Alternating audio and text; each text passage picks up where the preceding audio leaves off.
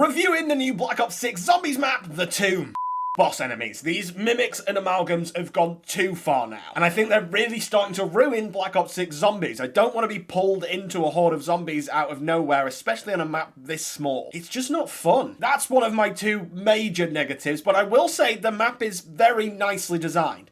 Yes, it's incredibly small, even smaller than Liberty Falls. I think that might not be true, but it definitely feels smaller.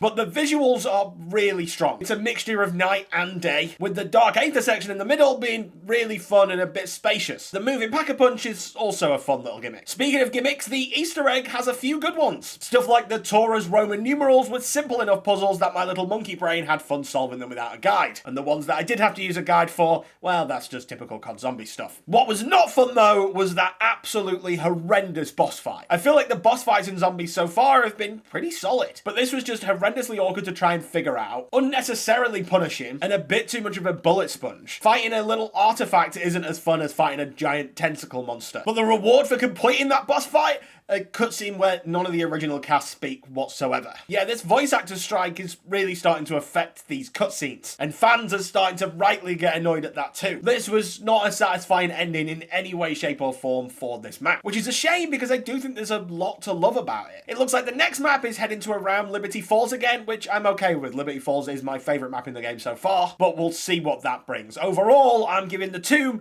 a 6 out of 10 or 3 stars out of 5.